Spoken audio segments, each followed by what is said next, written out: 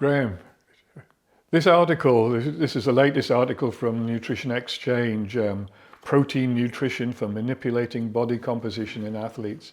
It just reminds me actually about 16 years ago, I think around about that time, when you and I first started with Nutrition X and started off developing their products.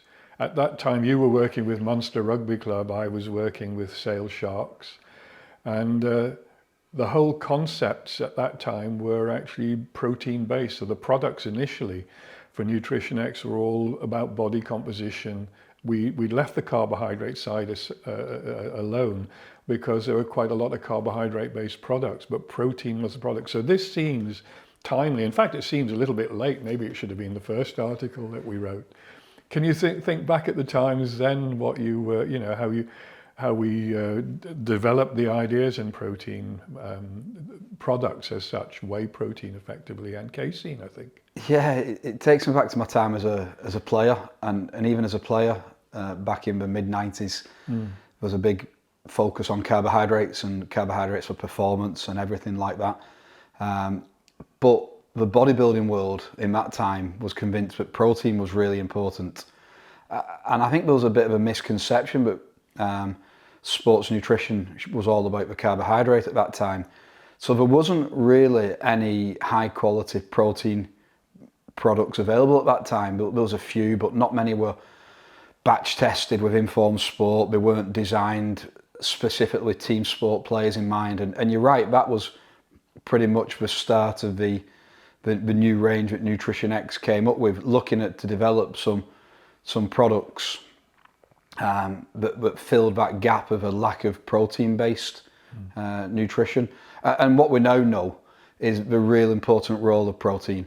Now, I think a lot of people are familiar with the fact that protein is essential for muscle growth and repair.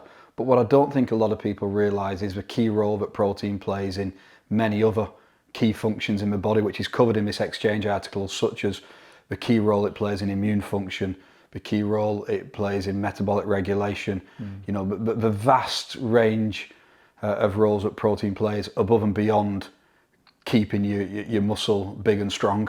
Yeah. Now I do remember as well at the time, one of and this happens throughout research actually, is that in research you only go as far as techniques are available to actually help you understand something. What were the key things in protein, do you think? And because it was quite late on, and I do understand that actually bodybuilders were involved in protein metabolism years before the scientists actually showed what happens. But I vaguely remember things like Bob Wolf and some of the colleagues that you work with in America, who've actually, I think, only really from 2000 onwards have gone really well into protein metabolism. Yeah, I think you're spot on there, Don. And because of that, I even remember when I was at university and as a player being told that we don't need more than 0.8 grams per kilogram body mass of protein, and anything else is just a waste, and sayings like you're just producing expensive urine, and almost being ridiculed by some of the mainstream dietetic world that athletes are just stupid. 0.8 grams per kilogram body mass is all you need, and any more is a waste. And then I think you're right, the likes of Bob Wolf and then his proteges such as the late Kevin Tipton, Stu Phillips, Luke Van Loon, then developed these techniques to accurately measure muscle protein synthesis. So measuring the fractional synthesis rate, so the amount per hour of muscle protein synthesis, and then using these techniques, been able to really now fine tune our recommendations, studying what types of protein, the timing and the total amount, and that takes us all the way back to the 3 T's of nutrition: timing, type and total. And thanks to some great scientists started by Bob Wolf and as I said, the names I've just mentioned, we've now got a much better understanding, and now we know that actually the 0.8 grams per kilogram is far too low of an amount for an athlete. And athletes need to be, in some situations, such as in a weight loss situation, might actually need to triple that amount to closer to 2.4 grams per kilogram body mass. So this misconception that everybody, including athletes, only needs the standard R&I of 0.8 grams, I think we need to put to bed pretty quickly. Okay, so let's then take that on and look at the total effectively, because I do remember lecturing to you and some other students in the in the 90s and so on. We could only lecture on what was available at that time, and I do remember that some of the pieces of work that were coming out, and it was some key scientists in the UK that were sort of saying 0.8 grams is what you need. Okay, if you're an athlete, you might be able to go to 1 or 1.2. But you were working in rugby, I was working in rugby. We had big lads, particularly in pre-season training. If we put them on 0.8, 1 or 1.2 grams per kilogram body mass, they would actually lose muscle mass. Now I want you to tell me a story. I remember that about you as a professional rugby league player. Yeah, crazy. Yeah, I think I know the story you're talking about, Don. So that was back in around about 1995 when rugby league first went professional, and we had a coach at the time who wanted to toughen us up, and I think the idea was, full time, you're not going to be pampered, and had us in the gym at like 5 a.m. So we did our weights at 5 a.m. Of course, I'm not going to feed. I'm not going to get up at 4 a.m. to feed. It was literally roll out of bed, get in the gym. So we trained to around about 6:30. I then managed to get back home for some sleep. And then the second session was maybe at like 11, a field-based session. Didn't have time to eat before that. There was no food or supplements provided at the club. Trained for maybe 2 hours till 1. And then mid-afternoon then would get my first feed. So my first amount of protein would be coming 1 o'clock in the afternoon after 2 intense training sessions. And by the end of that pre-season, not only had I not gained any muscle mass, I feel like I'd lost muscle mass, if anything lost strength as well. But perhaps more importantly, and I touched on it before about the immune system, started to feel really run down, ill, getting lots of coughs and colds. At the time, really didn't understand why, but looking back now, it's completely obvious that the immune system was compromised. I wasn't providing the building blocks for muscle growth and repair. So in many ways, I was almost wasting my time doing all that training. Maybe from a mental perspective, it toughened me up getting at 5 a.m, but that's one I'll leave for the psychologists. Yeah. I also do remember actually talking to, when I was talking about increasing protein intake, because I was doing with the Sale Sharks and then Northampton Saints, you were doing it with Munster and so on. And this was traditional in in rugby league and rugby union, certainly in the 2000s and on, to actually increase protein intake. And I remember giving a lecture on this, and somebody from football, I won't say who it was, but he was working with Tottenham Hotspur at the time, and said, Don, I'm very glad you said that to me, because I've actually found that my players in pre-season training, if I don't give them enough protein, they feel wiped out. Now, he said, I can't put my finger on it. What it was it mental? Was it physiological? But it seems to suggest that there's a combination of the two. Okay, so how much protein would you now consider is useful, either in pre-season training, or during the season for key types of athletes? Yeah, I think that's what sounds a very simple question, but actually, even with all the modern techniques that you've talked about, is one that I don't think anyone hand on heart can give a definitive value to. But what we do know is it's certainly more than the traditional 0.8 grams per kilogram.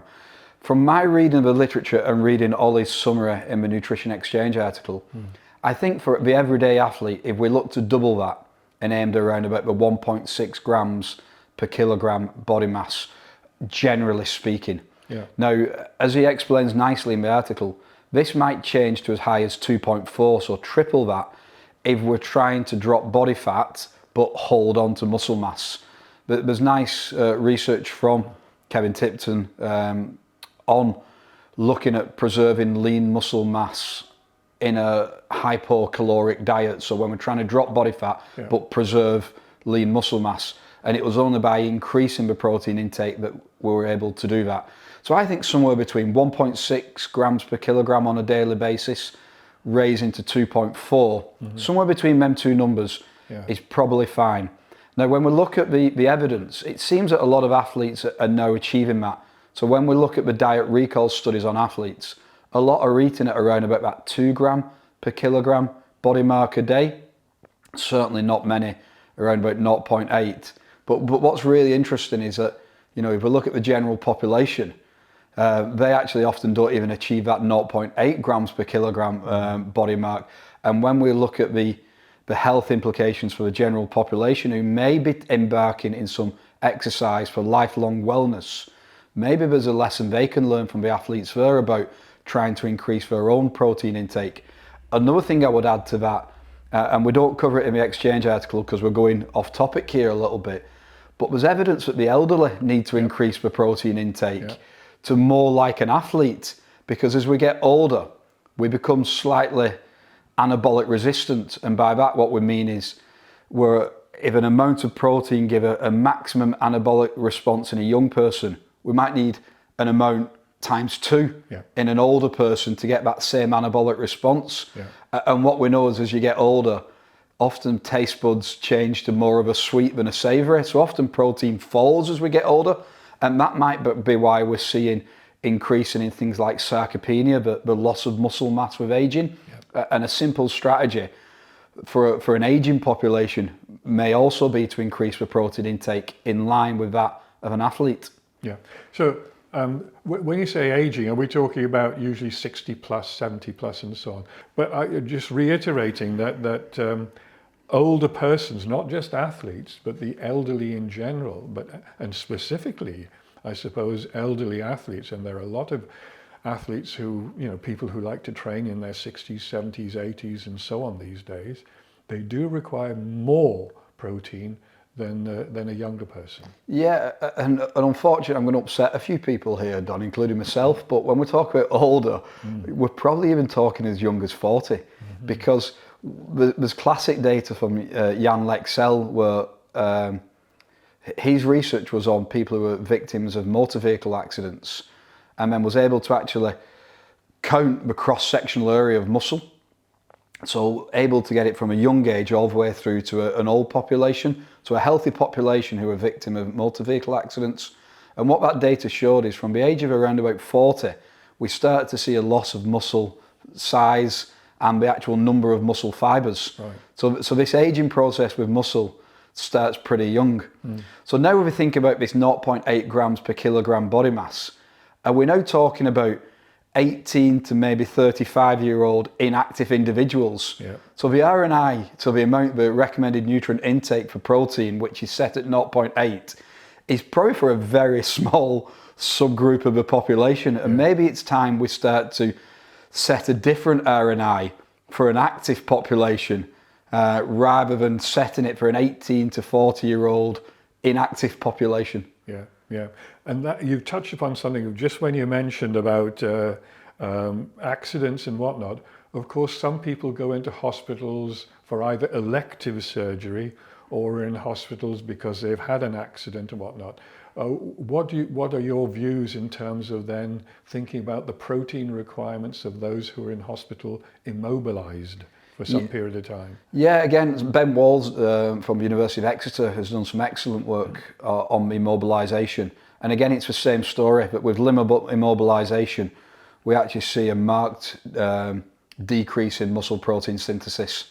It seems to be that when we see the loss of muscle mass, it's generally because of reduced muscle growth rather than increased muscle breakdown, but then the balance is obviously affected. And the story is the same, but in them situations we need to increase it again.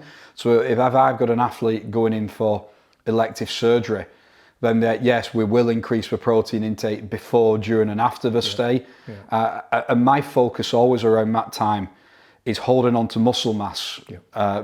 If I can maintain my muscle mass and not lose too much, I generally find that we can get them returning to play much faster. Yeah, I mean, I do remember talking to you about this in around 2006, 2007. I had 3 international rugby players at Sale Sharks who all about the same time went down with ACL issues, so they had to have ACL reconstructions.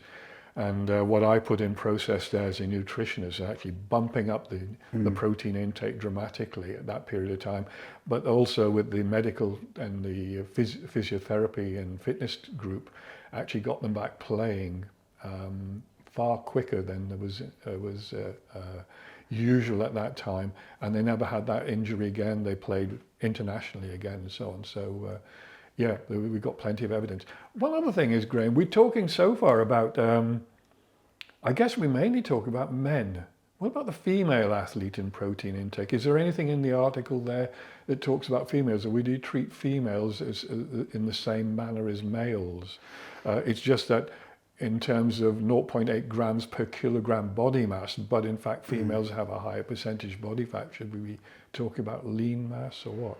Yeah, another good question, and unfortunately a lot of the research does tend to be focused on males, and that's not just in the protein space, that is across the board.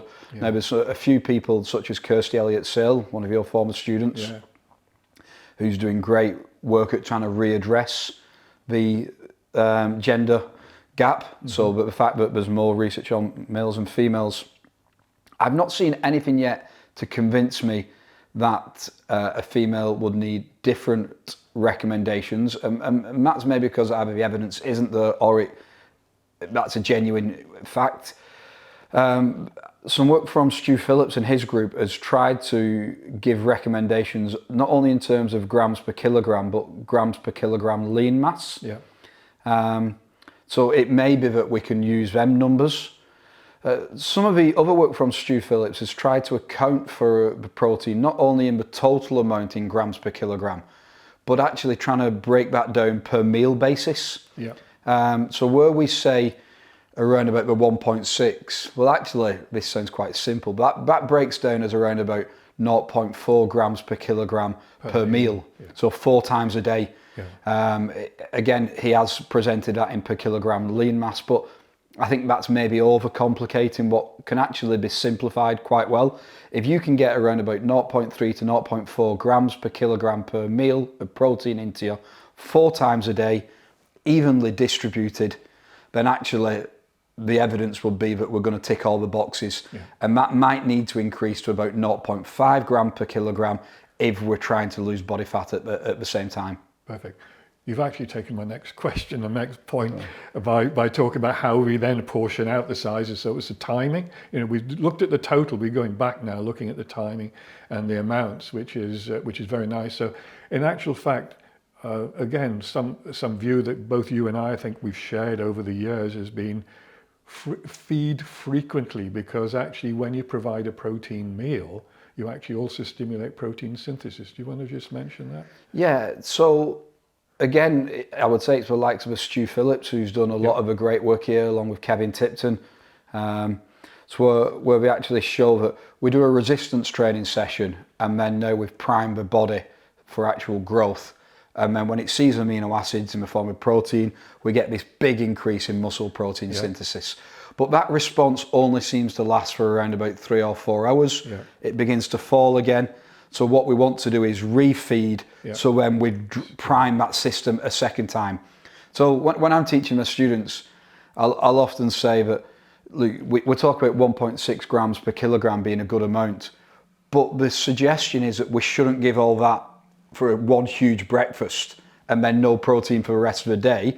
We need to divide that up evenly, so we're constantly getting this increase, this big drive in muscle protein synthesis. It falls again and we spike it again. Yeah. And I think 2 key points that everybody, athletes and non-athletes alike, would benefit from is giving more thought to how that's coming at breakfast, because the traditional piece of toast, cup of coffee, get on with your day is not going to give the 0.4 grams per kilogram. So, you know, get creative with eggs is often what things I talk about. You know, I often challenge my chefs that I work with into 100 different egg recipes.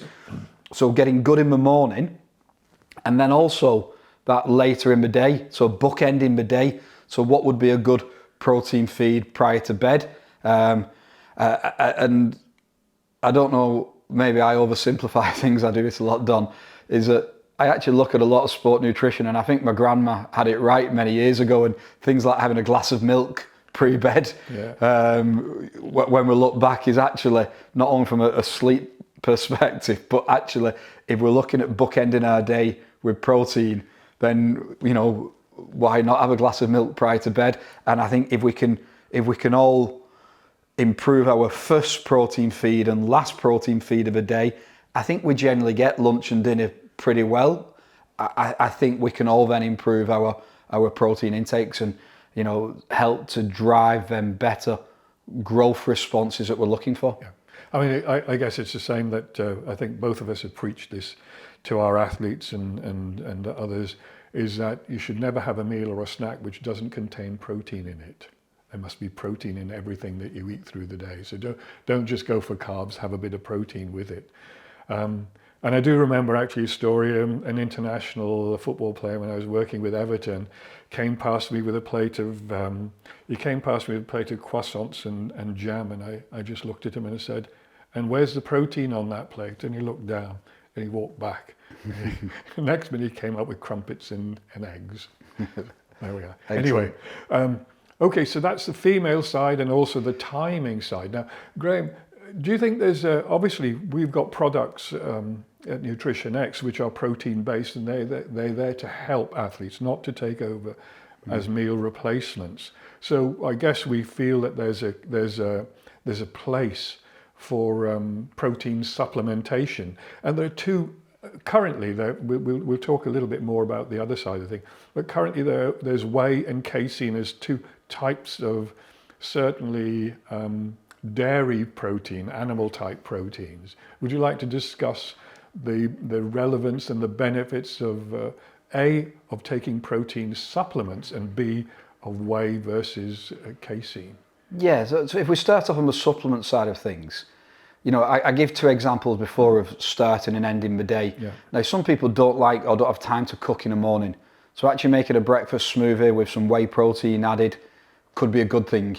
And then pre-bed, if, you know, I've said milk is one option, but a nighttime protein that is generally higher in casein could be a good option. And I'll touch on why I've said whey and casein in a second. There's other examples, for example, post-training, that sometimes people's appetite can be suppressed. Yep. I know myself, certainly, after a training session, I found it quite hard to eat for a couple of hours, particularly in the heat. So having a shake would then give me that increase in muscle protein synthesis that I'm looking for, allowing me enough time to then get an appetite back and then eat some real food. And as you said, rightly so, I think we all believe that real food always wins over supplements, but that's where the supplements can come in and help out a little bit. Yeah. In terms of the type of protein, that nicely triggers the 3 T's again, doesn't it? So we've covered the total and we've covered the timing, and now we're on to the type. And most of the research, as you say, has been on the milk-based proteins, and the two major ones in milk being whey and casein. What seems to be important is 2 factors. One is the actual composition of the protein, and we know that whey is particularly rich in the amino acid leucine. About 12% of whey will be leucine, where casein not quite as rich, only at 8%. And the importance of leucine seems to be turning on muscle protein synthesis. So we can almost think of it as a light switch, that the body sees leucine and it starts the entire process. But the body then needs all the other complements of amino acids as well. That's why we can't just give leucine on its own. But a protein rich in leucine seems to be really important, which is one of the reasons why whey seems to be the protein of choice immediately post-exercise. The second reason is the speed that it releases the amino acids. Now, whey is easily digestible, so we know results in a rapid digestion and absorption and a release of these amino acids to do the jobs that they need to do. Where casein, when it hits the acid within the stomach, tends to more clot. So we can think about casein going back to its almost cottage cheese type texture. So a much slower release of the amino acids. And that's why there's been a suggestion that slower release of amino acids might be a good one to have pre-bed, when the body's not going to see any nutrition now for 8 to 10 hours whilst you're getting a good night's sleep. So we tend to suggest the whey protein should come when we need a rapid release, so first thing in the morning and around training, and casein where we need a slower one. And as I say, there's 2 key factors: the leucine content and the rate that it releases these amino acids. Yeah. Now, the other thing with leucine, if I remember rightly, Graham, not only is it the light switch and the driver, but also leucine is insulinogenic, so it actually stimulates insulin levels, I believe, and that insulin is an anabolic hormone produced in the body. Okay, it's a storage hormone. It stores fat, it stores sugar, but it also helps to store protein. And so leucine can actually stimulate insulin, which also stimulates muscle growth effectively, or muscle recovery. Is that your understanding? Yeah, we do need a small amount of it, but interesting, it is only a small amount, and the amount that you would get from the proteins, as you say. Yeah. Now, that's why historically people used to talk about needing carbohydrate with the protein, but we know that there are insulinogenic amino acids that will cause a sufficient increase. So I remember, I can't remember if it was Stu Phillips or somebody like that, I remember explaining it being as permissive, not regulatory. Yeah. So we need a small amount to allow all this to happen, but the body's pretty clever, and it makes sense that if we need that little bit for all this to happen, the foods that you'd want it to be associated with happen to cause that drive itself. And I think it's a bit of a myth that protein doesn't cause an increase in insulin. Yeah.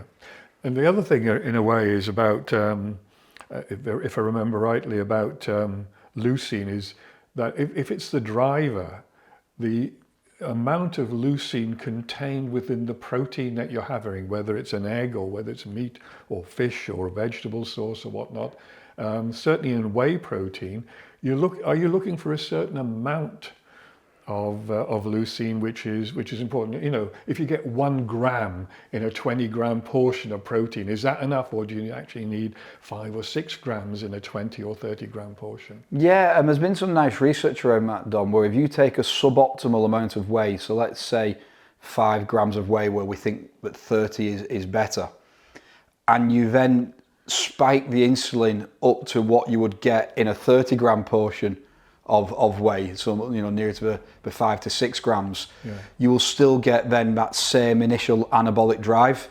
Now, interestingly, 3 hours later you won't, which suggests that's where you need the full complement of all the amino acids. But yes, there is an amount that you need, which is probably somewhere between the 3 to 6 gram mark. The amount that happens to be in around about a 30-gram portion of a whey protein, where around about 12% of that is leucine. So yeah, there does appear to be a minimum amount, and just having half a gram of leucine will not be effective. And this is where I think sometimes there's been a misconception on people taking branched chain amino acid tablets, because your branched chain amino acids, leucine, isoleucine and valine, to actually get the amount you would need, you'd need to be taking quite a significant amount of capsules, which I find a lot of athletes don't like taking that amount. So I don't see why you wouldn't just have a whey protein shake rather than trying to drive it down to a capsule format. Right, now that's going to bring me on to the next area, Graham, is that although we talk about whey and casein, because of whatever reasons, there are a number of athletes and other persons who don't want to take a dairy product and will take a vegetarian product, such as soy, for example. So soy protein is a protein. It's from vegetable sources. But if we then look at both the essential amino acid, but specifically the leucine content of soy, it's quite often shown or suggested that in fact it is lower, and therefore soy is not particularly as beneficial as a whey source of protein. What's the current state of affairs? Yeah, so a lot of the research on the non-dairy has basically been wheat and soy-based proteins, and the initial suggestions was that in that immediate, when you measure muscle protein synthesis in that immediate window. So yeah, when you measure muscle protein synthesis in that immediate window, both soy and wheat-based proteins don't seem to cause the same anabolic response. Interestingly, there has been other studies when you measure it over a longer time period, where it suggests that it's maybe not as non-efficient, for want of a better term, as the whey-based proteins, but certainly in that initial, we want an immediate rise in muscle protein synthesis. Soy doesn't seem to be as effective. But more recently, and Ollie covers this really nicely in the article, has been an emergence of other plant-based proteins, or other, not even just plant-based, other proteins. So there's a growing literature on things like potato protein, pea-based proteins, mycoprotein. So what what you get from fungi. And the literature is quite exciting in where it does seem to be in some contexts equivocal, particularly if you give us a tiny bit more of the actual product, which isn't a problem in many situations. You might need to take 35 grams instead of 25 grams to get the same response. And as you say, there is a trend towards this, either from people choosing to avoid animal-based products for moral or ethical reasons, because of the environmental issues. And we cover all that really nicely in a previous exchange written by Nancy Guest on plant-based proteins. But I think my take-home message is that as there is more research being done on alternative protein sources, and we're getting a bit better than just always comparing the gold standard whey to, let's say, a wheat or a soy, and we're looking at maybe taking a pea-based protein and adding the amino acids that it's maybe lacking in, such as the P plus product that Nutrition X make, then actually the suggestions is that you will get an equivocal response to whey protein. So the take-home message in a way is that so far, currently, and it's not only currently, but my understanding is that plant-based proteins are usually lacking in one or two or maybe more, or not either lacking or have reduced amounts of some of the essential amino acids. But you can overcome that by adding specific amino acids to actually boost that up. And that's where the research, that's where the state of play is. I'm going to take you back to one thing right at the very start, Graham, and that this was relating to you when you were doing your training, and you talked about protein and immune function. And what I'm trying to think about here is what is it about protein that helps the immune system? And it takes me back to, I think it was Eric Newsholm many years ago when I first came into sports nutrition.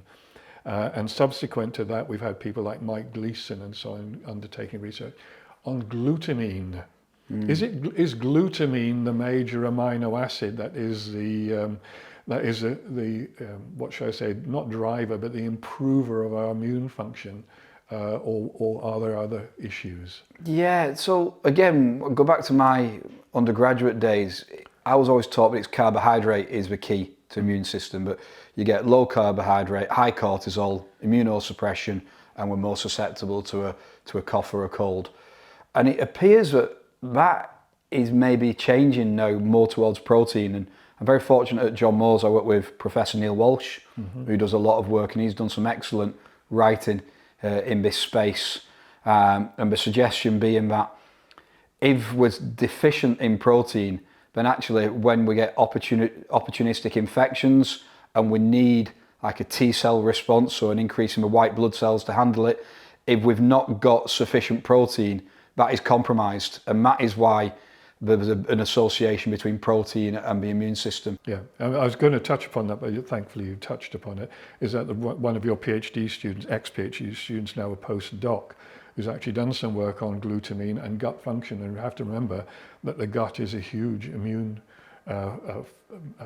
function tissue, I suppose, or organ in a way, because if we can stop things leaking across the gut into the body for the rest of the immune system to fight, so much the better for our body. And that's what glutamine does. It improves the integrity of the gut. Yeah, and you're referring to Dr. Jamie Puver, who I need to convince to write us an exchange article on the gut, because I think that is probably the most underexplored probably area of sport nutrition.